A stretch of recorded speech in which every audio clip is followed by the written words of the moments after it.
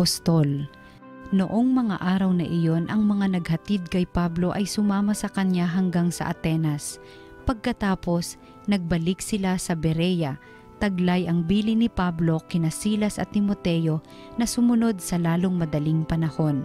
At si Pablo ay tumayo sa harap ng kapulungan ng Areopago at nagsalita, "Mga taga-Atenas, napapansin kong buhos na buhos ang inyong kalooban sa relihiyon, sapagkat sa paglalakad ko sa lungsod at pagmamasid sa mga sambahan ninyo, nakakita ako ng isang dambanang may nakasulat na ganito, sa Diyos na hindi nakikilala, ang inyong sinasamba kahit hindi ninyo kilala, ang siya kong ipinapahayag sa inyo. Ang Diyos na gumawa ng sanlibutan at ng lahat ng naroroon, ang siyang Panginoon ng langit at lupa, kaya't hindi siya tumatahan sa mga templong ginawa ng tao. Hindi sa siya'y nangangailangan ng anuman, kaya siya'y pinaglilingkuran ng tao, sapagkat siya ang nagbibigay ng buhay, hininga at ng lahat ng bagay sa sangkatauhan. Mula sa isa'y nilikha niya ang lahat ng lahi sa balat ng lupa. Itinakda niya ang kanya-kanyang panahon at hangganan. Ginawa niya ito upang hanapin nila ang Diyos. Baka sakaling sa kanilang pag-aapuhap ay matagpuan siya. Ang totoo, hindi naman siya malayo sa bawat isa sa atin, sapagkat hawak niya ang ating buhay, pagkilos at pagkatao, tulad ng sinabi ng ilan sa inyong mga makata. Tayo nga'y mga anak niya, yamang tayo'y mga anak ng Diyos. Huwag nating akalain na siya ay tulad ng larawang ginto, pilak o bato, na pawang likha ng isip at kamay ng tao.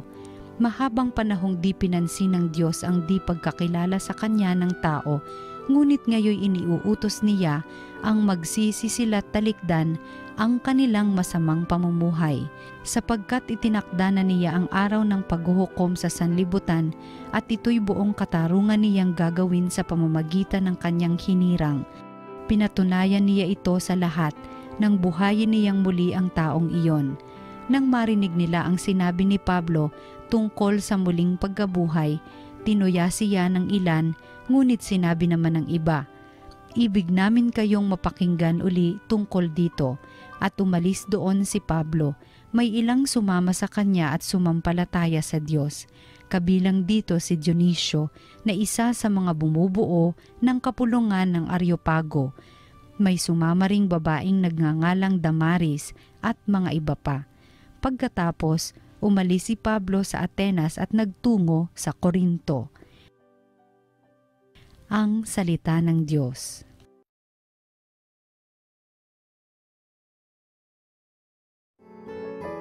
Ang kadakilaan ng Diyos sa lupa't langit ay lubos. Purihin ang Diyos nitong kalangitan, kayo ay itaas, siya'y papurihan. Ang lahat ng anghel magpurit magdiwang, kasama ang hukburoong karamihan. Ang kadakilaan ng Diyos sa lupa't langit ay lubos. Pupurihin siya ng lahat ng tao, hari at prinsipe, lahat ng pangulo, babae't lalaki, mga kabataan, matatandang tao at kaliit-liitan. Ang kadakilaan ng Diyos sa lupa't langit ay lubos. Sa ngalan ng Poon lahat ay magpuri, ang kanyang pangalay pinakamaigi, sa langit at lupa'y walang kasimbuti.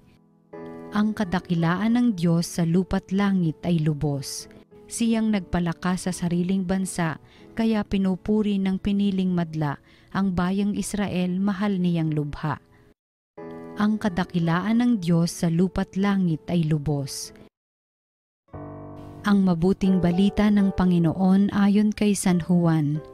Noong panahong iyon, sinabi ni Jesus sa kanyang mga alagad, "Marami pa akong sasabihin sa inyo, ngunit hindi pa ninyo kayang unawain ngayon.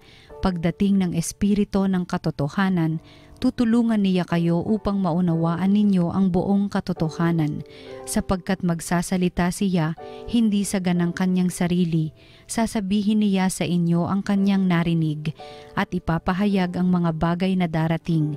Pararangalan niya ako, sapagkat sa akin magmumula ang ipapahayag niya sa inyo. Ang lahat ng sa Ama ay akin, kaya ko sinabing sa akin magmumula ang ipapahayag niya sa inyo." ang mabuting balita ng Panginoon. Pinupuri ka namin, Panginoong Hesukristo.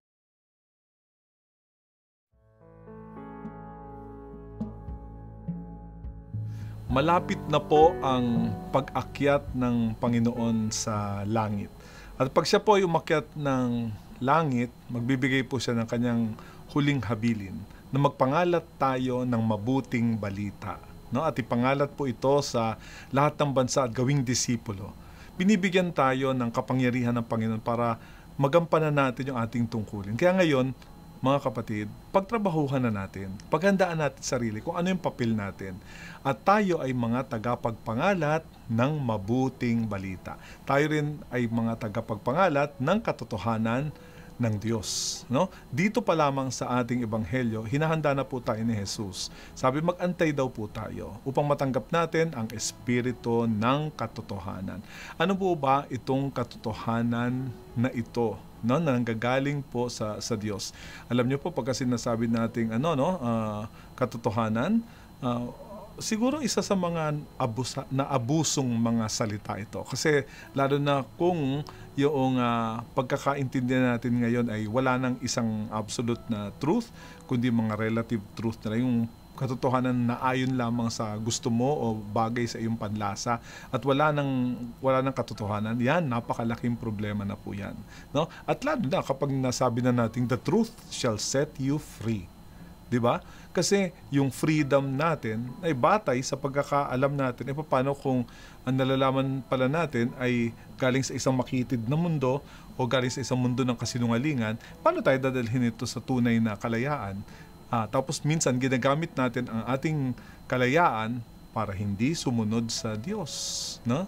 Kaya meron tayong kalayaan whether kung gusto natin sumunod o hindi sumunod sa Panginoon. Pero alam naman natin, pag hindi naman tayo susunod sa Diyos, mas lalo tayo namamatay at lalo tayo naalipin ng sarili nating mundo.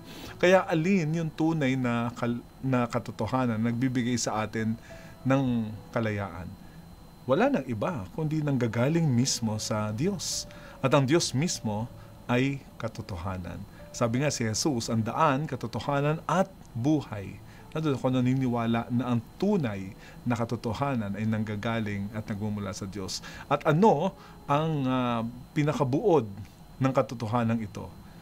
Ang buod ng katotohanan ito, para maging katotohanan, dapat para sa ikabubuti ng lahat. Ang isang katotohanan na pinapanigan lang ang sarili ay tunay na sakim. No? Tapos pangalawa, kailangan ang katotohanan ito ay talagang batay sa pag-ibig. Kasi kung ang katotohanan ito ay walang pag-ibig, napaka-brutal po nito. No? Pero kung ang katotohanan na ito ay mayroong pag-ibig, ito ay nagdudulot sa atin ng tunay na kalayaan bilang mga anak ng Diyos. Kasi nagiging nakikita natin yung katotohanan ng Panginoon, mas napapaglingkuran natin ang ating Panginoon in the process. Kaya nga, kung kailan pa tayo sumunod o tumalima sa Diyos dahil dito sa katotohanan ito, mas dinadala niya tayo sa kanyang kalayaan bilang mga tunay na anak ng Diyos. Ang katotohanan ding ito ay nagbubuklod sa atin. No? At itong pagbubuklod sa atin bilang mga disipulo ng Panginoon ay wala iba kundi simbahan. No?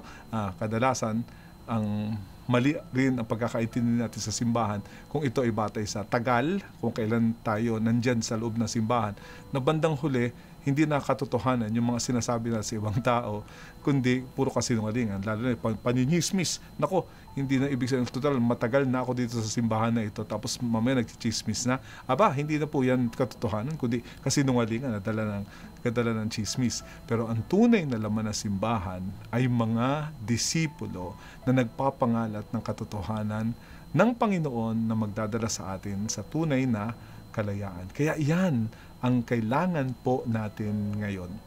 Kaya nga, ganito, kung kailan pa tayo naglingkod sa Panginoon at naging instrumento ng kanyang katotohanan, lalo pa tayong naging malaya dito sa mundong ito bilang mga anak ng Diyos. At isa pa, punong-puno tayo ng pag-ibig, kaya naging instrumento tayo sa ikalalaya ng ating kapwa sa kaalipinan ng kasalanan.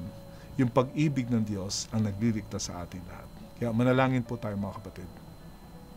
Panginoon, inihahanda nyo kami na mamuhay ng naayon sa inyong banal na Espiritu. Ipadadala niyo yung Espiritu Santo sa amin at malalaman namin ang katotohanan. At sa katotohanan ito, kami ay maglilingkod sa iyo. Kami rin ay magbubuklod bilang isang komunidad ng mga disipulo nagpapangalat ng iyong katotohanan. At maging instrumento rin kami sa paglaya ng aming kapwa sa mundo ng kasalanan. Tulungan niyo po kami lahat sa gawain ito, Panginoon, mga gawain na nagmumula rin sa inyo, mga gawain at tiyak na nagbibigay ng buhay sa aming lahat, hanggang sa masilayan namin ang iyong dakilang mukha pagdating ng panahon ng pagkaakyat namin sa langit. Hinihiling namin ito sa pamamagitan ni Jesucristo ang aming Panginoon. Amen.